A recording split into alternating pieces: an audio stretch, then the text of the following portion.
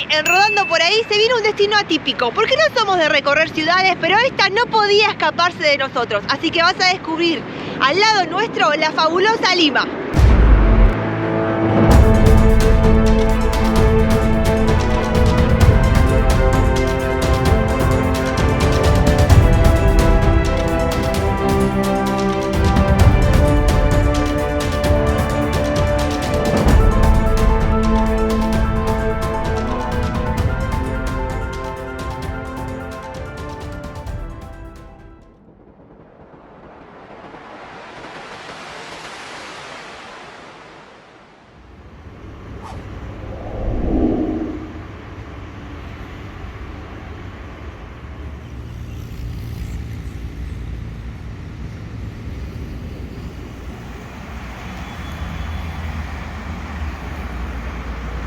Desde la ciudad más antigua de América nos vinimos a la ciudad más grande e importante de Perú.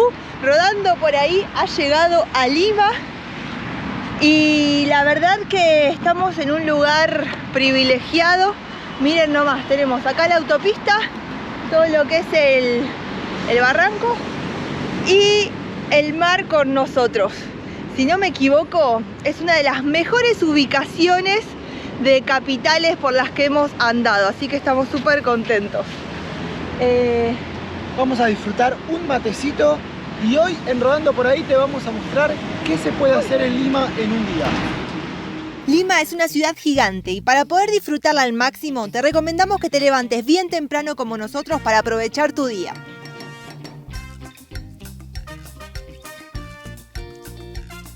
No te asustes si encontrás el cielo cubierto de nubes, ya que Lima es conocida por ser una ciudad de mucha nubosidad, pero en la que llueve muy poco.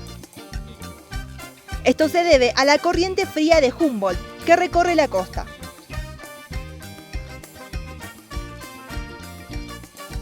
Así que salí tranquilo y si podés, venite hacia el mar. Qué mejor que arrancar tu jornada con una linda caminata por la costanera, donde además de disfrutar de las vistas de las olas y observar a las aves locales, si te animás, podrás tomar una clase de surf.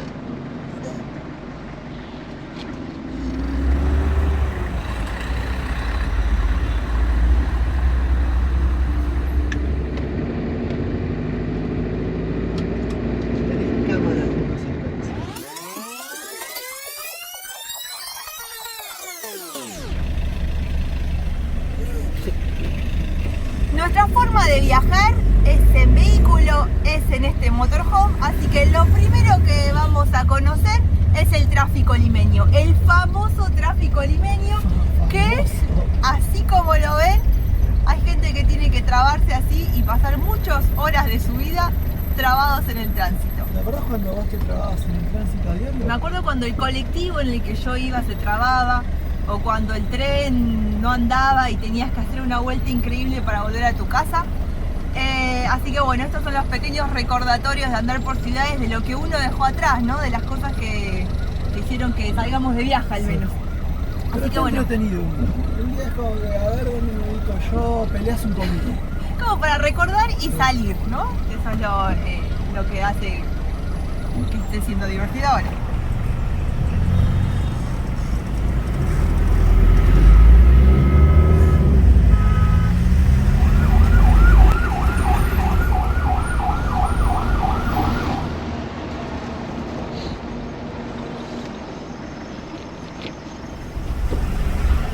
Hoy Ducato, estamos de ciudad.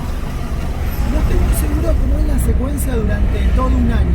Pero cada vez que vinimos a Lima es una ciudad muy gris, súper nublada todo el tiempo.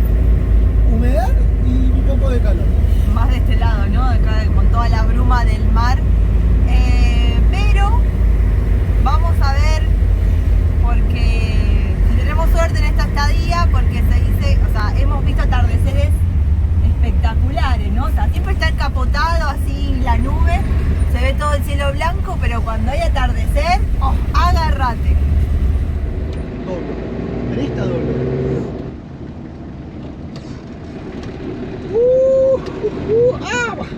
Epa.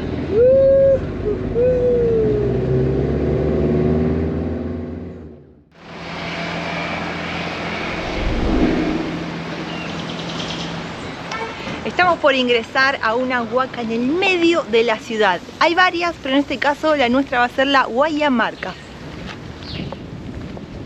Hola, buen día. Gracias. El precio regular del ticket es de 5 soles por persona. Puedes entrar al museo y caminar por el museo. Buenísimo. Perfecto. El 60% de las huacas de Lima han desaparecido para dar lugar al progreso, a los edificios nuevos, a viviendas y demás. Así que vamos a tener eso siempre en mente mientras estemos haciendo el recorrido aquí por la huaca. Quiero mostrarles una cosa. Este lado de aquí está restaurado y por acá me van a estar siguiendo a lo que sería el lado original sin modificar. Durante muchos años este tipo de sitios ha sido utilizados por personas de cualquier profesión, oficio, viajeros, gente que estaba de forma un poco más permanente o no. O sea, aquí había músicos, artistas, pescadores, comerciantes. Entonces hace que cerrarnos a darle un solo uso, una sola finalidad a este tipo de lugares sería como quitarle y limitarlo. ¿Sí? Sería como cegar incluso la imaginación para pensar qué hizo tanta gente de tantas culturas durante tanto tiempo en este tipo de lugares. Los registros establecen que la primera cultura que empieza a edificar en este sitio es la cultura de Lima.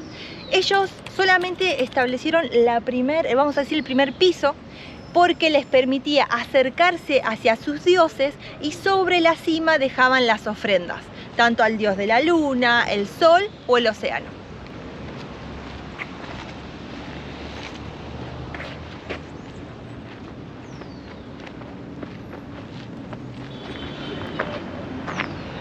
Ya llegamos a la cima y la verdad que es bastante impactante. Estamos como en un balcón que en realidad es un sitio arqueológico de muchísimo valor, rodeados de edificios, rodeados de la Lima más moderna, ¿no? Miren lo que es esto.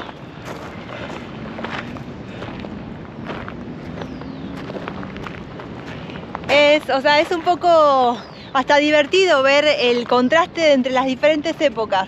Esto era lo más alto y el lugar que ocupaba, como tenía una vista amplia, quien se paraba aquí arriba, que no era cualquier persona, sino que tenía que ser así como una élite y demás. Y sin embargo ahora están todas las viviendas muchísimo más alto. Aquí lo que podemos observar es una representación. La segunda cultura que ocupa aquí la huaca eran los Ishmash. Ellos lo que hicieron fue otorgarle un fin funeral. Entonces a sus muertos los enterraban no excavando la huaca, sino más bien construyendo unas estructuras, vamos a decir una forma de U. Dentro colocaban a los muertos con sus ofrendas y sus textiles mortuorios, y una vez que lo terminaban cerrando, lo tapaban y ahí quedaba así como cubierto, así como la representación nos deja imaginar.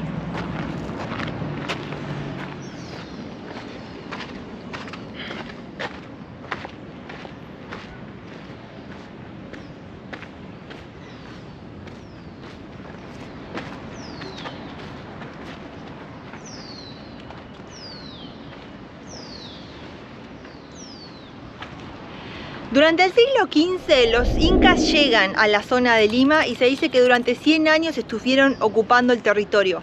Ahí lo que ellos hacen es cambiar el destino que se le daba a estas huacas de ceremonial o funerario y empiezan a utilizarlos como tambos. O sea que aquí, como aquí vemos, ellos almacenaban sus alimentos aquí. Los colocaban dentro de vasijas enterradas en la arena y luego esto era completamente tapado para generar una especie de cámara aislada donde al no ingresar el sol se mantenía a una temperatura perfecta para que el alimento se conserve por mucho tiempo.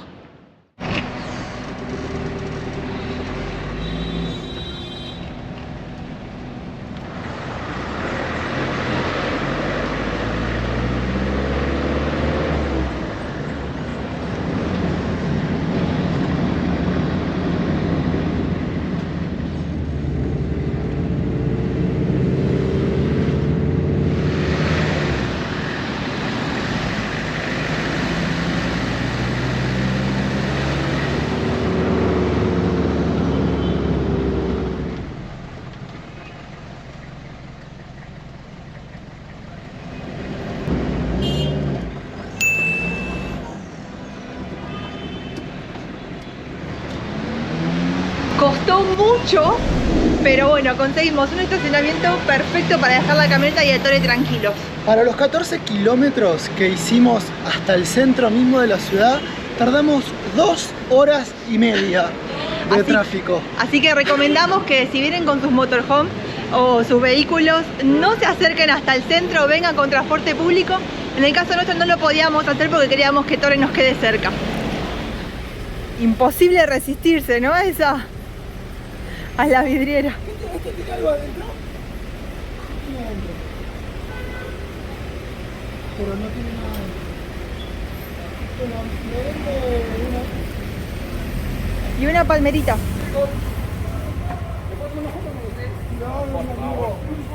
Ayer estaba viendo un Justo capítulo. comiendo. Un capítulo de ustedes. Mi esposa no me va a creer. Estábamos comiendo y nos reconocieron. Doblamos en Girón de la Unión. Nuestro primer destino va a ser la Plaza de Armas. Vamos a arrancar desde el núcleo de la ciudad. Tenés mucho azúcar impalpable. Estamos llegando a la Plaza de Armas de Lima. Viendo que está con letrero y no dices nada. Parece que nos estamos perdiendo algo.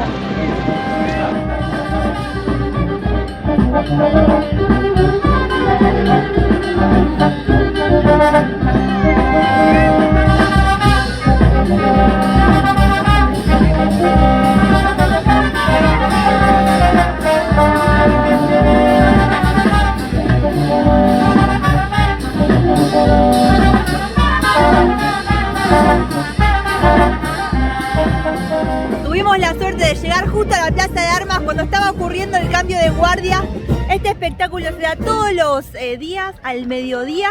El uniforme de los oficiales puede ser que cambie según la festividad, el día que sea o el clima, pero todos los días al mediodía, enfrente del Palacio de Gobierno, tenemos este espectáculo para disfrutar.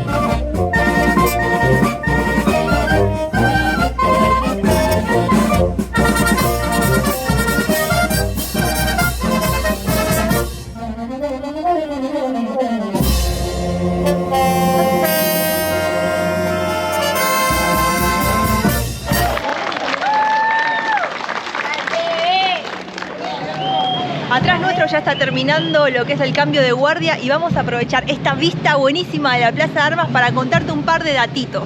Porque en 1535 el conquistador Francisco Pizarro funda Lima. Se dice que estuvo muy involucrado en lo que fue el diseño y la hizo a su gusto y piacere. Y en la época virreinal este lugar era utilizado como plaza de toros, mercado o incluso el mismo lugar donde ejecutaban a los condenados.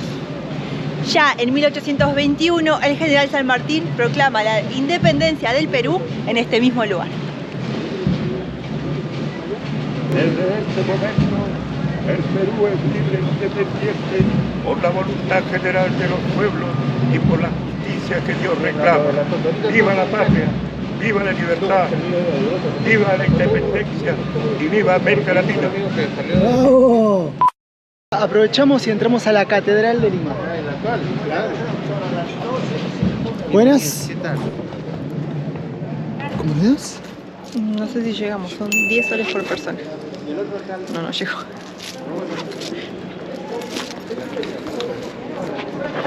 Gracias.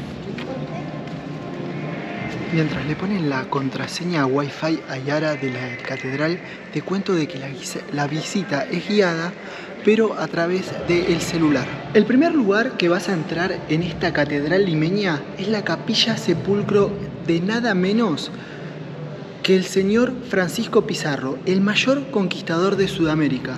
Tenemos tanto la tumba de un lado como la réplica del otro. La verdad que es extraordinario. Me ha dejado impactada la elaboración que hay en toda la sala, en toda la capilla. No solamente cómo están decorados los pisos y las paredes con escenas importantes, religiosas, históricas, el escudo heráldico, sino que también contamos con una tumba así imponiendo poder con las estatuas que la conforman. Y algo que me llamó la atención fue el análisis forense que se le da luego a los huesos, donde uno puede estar leyendo información tanto de heridas durante la vida de Francisco Pizarro, como también las que le causaron la muerte. Cuando Francisco Pizarro fundó Lima, eligió el sitio donde se construiría la futura iglesia. Y fue él mismo quien colocó allí la primer piedra y cargó el primer madero como muestra de su fe y devoción. Claro que la elección de ese sitio no estuvo librada al azar. Y para resaltar la victoria española, Pizarro decidió erigir la futura iglesia en el mismo lugar donde se encontraba un importante templo inca de adoración al sol. Pero para que el santo edificio no se construyera sobre terreno usurpado, el hábil Pizarro obligó al príncipe inca Sinchipuma a firmar un documento certificado por notario donde renunciaba a todos sus bienes y tierras. Qué trucazo, ¿no? Así comenzó la historia de esta catedral. El primer edificio se inauguró en 1540 y desde aquella época ha ido sufriendo reconstrucciones a causa de terremotos, amplificaciones para demostrar el poderío de la ciudad y remodelaciones. Es por eso que esta joya virreinal es la perfecta síntesis de todos los estilos arquitectónicos que se desarrollaron en la ciudad de Lima desde sus orígenes hasta el día de hoy. Caminando por sus pasillos, se siente el peso que la historia impregnó entre estas paredes. Este recorrido la verdad que iba a ser un simple entro y salgo como para conocer la catedral, pero es como que estamos... En cada sala que vas avanzando te sorprende algo es extraordinario, tiene mucha carga histórica y la verdad que venimos asombradísimos. Sin lugar a dudas, la catedral es uno de los sitios más emblemáticos de Lima. Y ya seas creyente o no, merece la pena que hagas una visita. Mi parte favorita fue el imponente techo abovedado, que recrea un cielo estrellado. La catedral alberga obras de arte únicas y reemplazables, entre las cuales destacan el altar decorado con pan de oro y hasta antiguos libros con los que aluciné.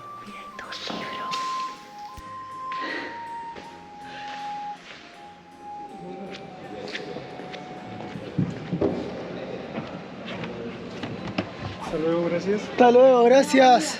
Demasiada claridad, no veo absolutamente nada.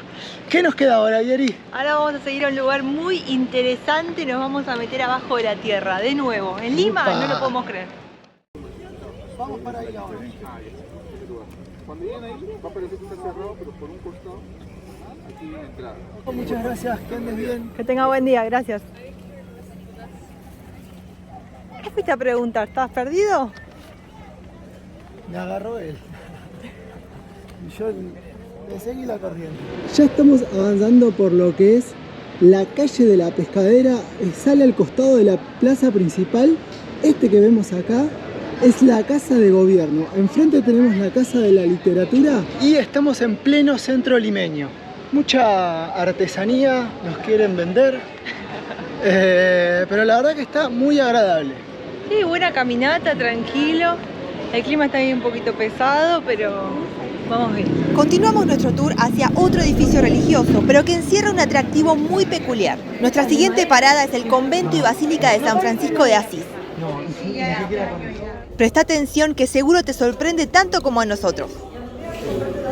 La entrada cuesta unos 10 soles por persona e incluye la guiada a través del edificio. Bueno, hay que esperar porque la visita es guiada, así que junta un grupo de gente. Nos encontramos ahora en el Museo Convento San Francisco de Lima, ¿no? Este convento está en honor al creador de la orden franciscana, el italiano San Francisco de Asís, que nació entre 1181 a 1182. Siempre que vean la escultura de San Francisco de Asís, van a ver que tiene un cráneo, ¿no? El cráneo representa la muerte. San Francisco de Asís decía que hay que ver a la muerte como una hermana, ¿no? Como algo natural de la vida. Ahora nos encontramos en lo que es la portería. Aquí los antiguos franciscanos recibían a sus visitas, los familiares y amistades, ¿no? Ellos no podían ingresar adentro. ¿Seguimos avanzando, por favor? A medida que desfilábamos por los pasillos del convento, nuestra guía también nos compartía información sobre algunas partes curiosas de la arquitectura del edificio. Esta cúpula ha pasado por 3 construcciones. La primera fue en 1625. La madera que observan es madera de cedro, no se apolilla, por lo cual está y se mantiene bien. Todo lo que observemos de aquí en adelante es madera de cedro. ¿Seguimos avanzando, por favor? El primer salón al que pudimos entrar me dejó asombrada. Nos encontramos ahora en la biblioteca de los franciscanos. Ellos venían aquí para formarse como religiosos, ¿no? La mayoría de libros son religiosos, pero también hay libros de cultura general. Antiguamente, por estos mismos pasillos que estamos andando, alrededor de 140 franciscanos caminaban para dirigirse al coro 6 veces al día.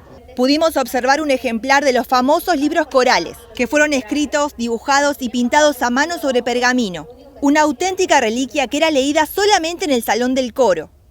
Y como pesaban de 15 a 30 kilos cada uno, se ubicaban en este mueble llamado facistol, hecho de madera de cedro y que estaba diseñado para poder pasar fácilmente de un gran libro a otro.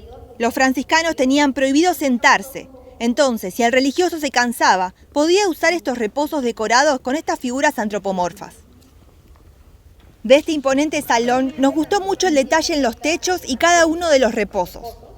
Continuamos hacia el claustro principal, un sitio que solo era accesible para los franciscanos. Está hermosamente decorado con azulejos traídos de Sevilla que mezclan la influencia árabe y española. Teniendo en cuenta que esta es una orden mendicante, cada uno de los salones que visitamos mostraba un detalle y suntuosidad muy llamativos. Hay una gran variedad de obras de arte, entre las que destacan pinturas que representan la pasión de Jesús y otras escenas religiosas. En el salón comedor encontramos una peculiar versión de la Última Cena, donde los alimentos retratados son autóctonos del Perú. Y también vamos a encontrar ciertos elementos que no tienen nada que ver con la Última Cena, como un rey que se encuentra en un extremo o personas en las ventanas. Esto porque antiguamente los pintores buscaban inspirarse de otros cuadros, ¿no? Su imagen la sacaban de otra pintura. Por eso que hay elementos que no tienen nada que ver con la Última Cena. Llegamos a la parte del recorrido que todos estábamos esperando y que estamos seguros que a vos te va a sorprender: las famosas catacumbas de Lima. Antes de ingresar, la guía hizo una advertencia. Y si alguien tiene pánico al lugar cerrado, nos puede esperar aquí, vamos a salir por la otra puerta y el recorrido dura 10 minutos aproximadamente. Y aconsejo que las personas impresionables o con claustrofobia esperaran aquí. Nosotros ni lo dudamos y la seguimos entusiasmados.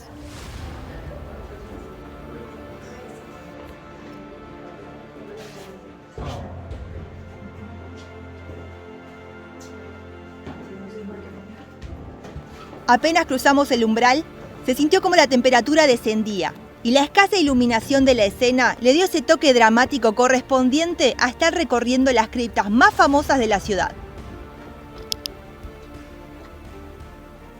Antiguamente los benefactores, los cadáveres de ellos que ingresaban, no podían ponerse en nichos en las paredes ni en las columnas porque eso simplemente debilitaría la infraestructura y todo se vendría abajo, ¿no? Esta red de túneles y criptas subterráneas se encuentran debajo de la basílica y convento. Según una antigua tradición que los colonos españoles trajeron a estas tierras, mientras más cerca del suelo sagrado de la iglesia se enterrara una persona, más cerca estaría de la gracia de Dios.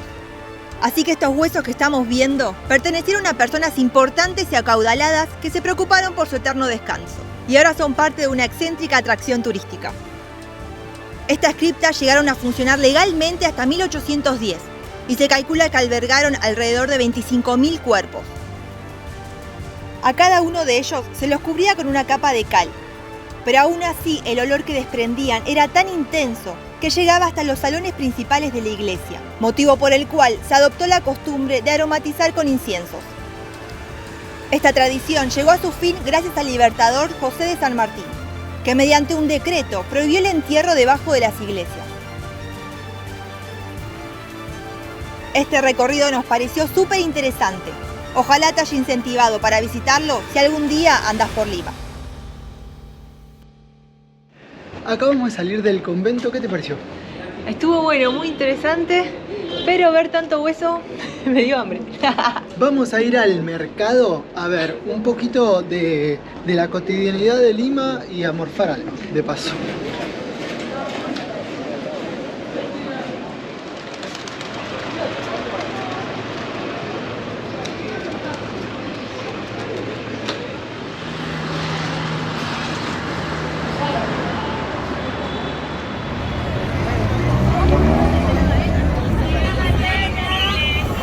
Aquí en Perú es común que los particulares también transporten gente, o sea, que funcionen como taxis. Entonces la manera de identificarlos es que constantemente están tocando mucha bocina, mucho claxon y haciendo algún gesto con la mano como ven conmigo, viaja conmigo. Llévate a toda la bolsa, tú te sepas.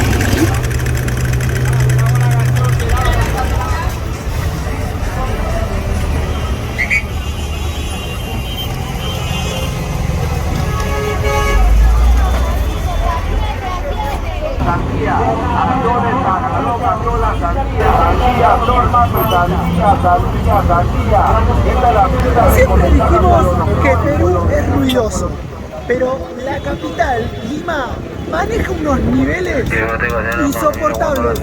A veces ni siquiera entiendo lo que pienso.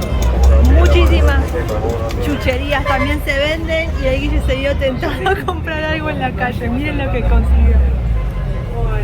Tengo 30 nomás. No avancen, hija. Sola va. Solito, cada vez que usted apriete, suelta y bota la telita por perfecto.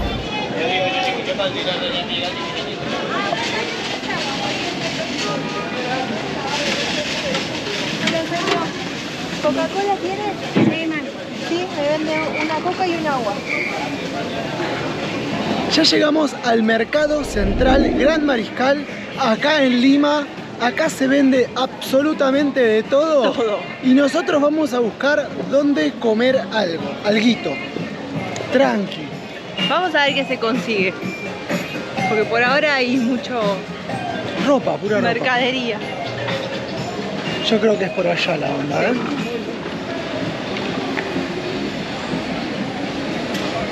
Encontramos un popurrí bastante peculiar, porque de un lado tenemos cosas de papelería, verduras, todo mezclado en el mismo lugar, y del otro están vendiendo carne cruda y comida.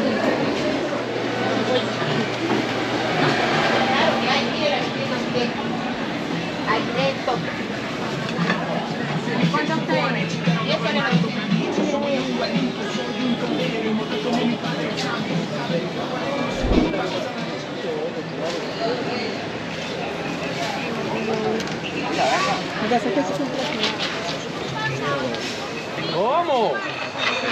También 100 de pasa.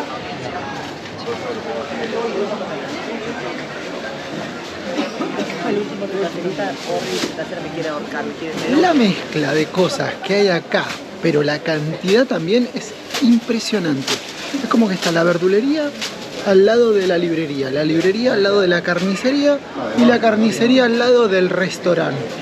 Y en el restaurante venden juguetes. La zona de los embutidos. Pero por acá está la zona que estábamos buscando, la zona de la comida. ¿Qué vamos a comer hoy? ¡Hola! ¡Hola! Gracias. Hay todos los precios. Gracias. Pensaba, menudo de soles, ahí está el de 10 soles, ya no importa.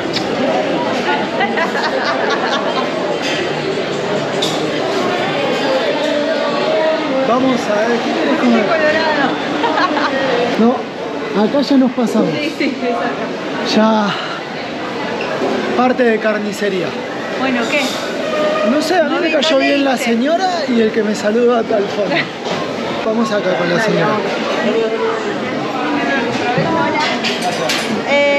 ¿Vos qué vas a comer también? ¿Pollo, asado de pollo? Un asado de pollo. Dos asados de pollo. Con papa. Con papa. Gracias.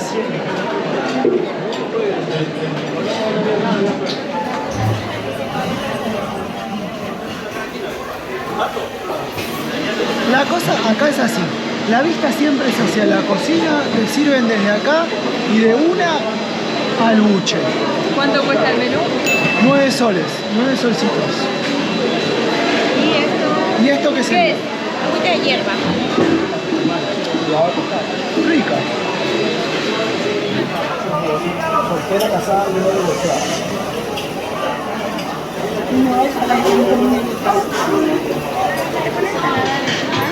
No te preocupes, está bien. Sí, gracias.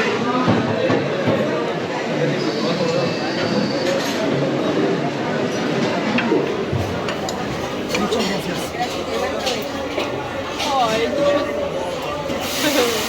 Yo pensé que iba a venir con papas. Creo que sí te quedó. Creo que siempre te termina saliendo bien a vos. Esta salsa buena, mira. Esta es salsa huancaína. Ah, sí. ¿La han probado? Sí, rica. Muy buena la huancaína. Nunca la había probado. Venga. ¿Quieren? Huancaína. Gracias.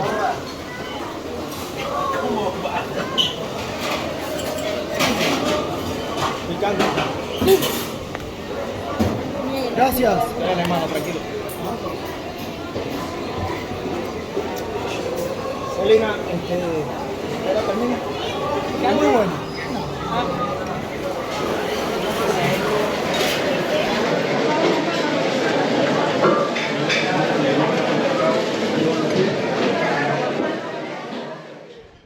Nuestra última recomendación limeña nos lleva nuevamente hacia el mar, para observar un espectáculo natural que no es garantizado y que va a depender de la suerte que tengas durante tu visita.